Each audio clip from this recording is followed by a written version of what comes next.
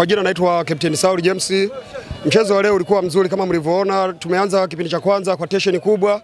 Baada ya hapo tumepata goli la kuongoza. Game ilivyokuwa inaendelea, nadhani walio wengi hapa wameona, mashabiki na watazamaji wengine wa mpira. Bahati mbaya tumepata faulo ambayo haikuwa rasmi kwetu, lakini baadaye refa akafunika penalty. Mchezo ulivyokuwa unaendelea, tumepata penalty lingine, kwa upande wa refa akasema sio penalty. Kwa hiyo kwa ushauri wangu ningeomba tunavyoendelea kucheza mashindano kama haya hapa, marefari wawe fair na mchezo. Mimi naitwa Ramazani, Bango Beach FC. Mchezo leo ulikuwa mzuri kwa sababu timu zote tulikuwa tumejiandaa, nafikiri mpaka kwenda kutoshana nguvu. Na maana mchezo ulikuwa mzuri, ulikuwa fair, ulikuwa sio upande mmoja. Game ulikuwa tu nzuri kikawaida.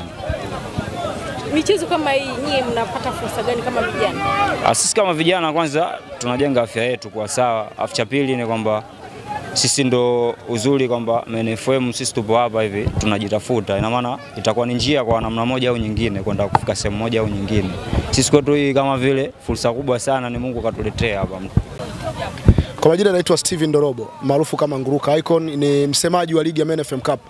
Leo ilikuwa ni mchezo wetu wa kwanza au ufunguzi wa ligi yetu kwa mchezo mmoja ambao umechezwa kati ya Bangwe Beach Combine dhidi ya Mnanila. Hawa wanatokea kule Manyovu, wilaya ya Buhigwe.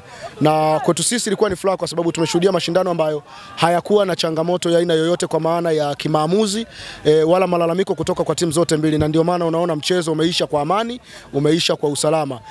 Tumeanza vizuri. Kikubwa zaidi ni kwamba michuano yetu imekuwa ya kitofauti kama ambavyo tulikuwa tunategemea, na ili nyomi lote ambalo mmeliona kwenye mchezo wa leo ni wahakikishie tu ndugu zangu waandishi wa habari kwamba kila siku mtaliona hivi bila kuwa na shida ya aina yoyote. Tumejipanga, tumewekeza kwenye hii ligi, na tunachokifanya ni kuhakikisha kwamba vijana wa Kigoma hasa madereva bodaboda wanapata nafasi ya kuonesha vipaji vyao. Ndio maana leo tulikuwa tuko na katibu wa Mashujaa hapa pamoja na kiongozi wa timu ya vijana Mashujaa kwa ajili ya kuselect wachezaji au vipaji ambavyo vimeonekana kwenye mchezo wa leo. Kwa baada ya michuano, tutakapokuwa tunakwenda kwenye michuano inayofuata ya mwakani, tutawaambia tena ni nani na nani ambao wamepata nafasi ya kwenda kucheza kwenye timu tofauti baada ya mafanikio ya ligi hii ya MNFM Cup. Kwa mimi ni waondoe shaka, miongoni mwa platform nzuri za kuonesha talenti yako na kipaji chako ni kwenye michuano ya MNFM Cup, hakuna kwingine kokote.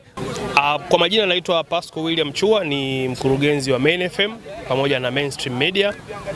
Leo rasmi tumefungua mashindano yetu ya MNFM Cup msimu wa pili kwa mwaka 2025, na mashindano leo yamekwenda vizuri, tunamshukuru Mungu.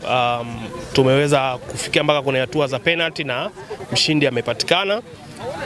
Lengo la mashindano haya sisi ni kuwakusanya vijana ambao wamejiajiri katika sekta ya usafirishaji kwa maana ya waendesha bajaji na bodaboda, na kwenye kuwakusanya huko tukaona kwamba kwenye michezo ndio sehemu ambayo tunaweza tukawakusanya watu wengi, lakini katika makusanyo haya na hii ligi itaambatana na mafunzo ambayo sisi tunaamini yanaweza yakabadilisha Kigoma. Mafunzo hayo yatakuwa katika aina tatu.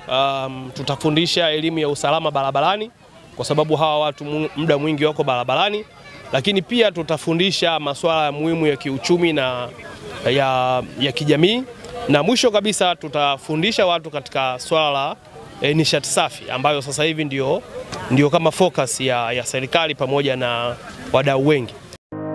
Ili kuwa mwanafamilia bora wa Global TV, usisahau kusubscribe, like, kushare na kucomment.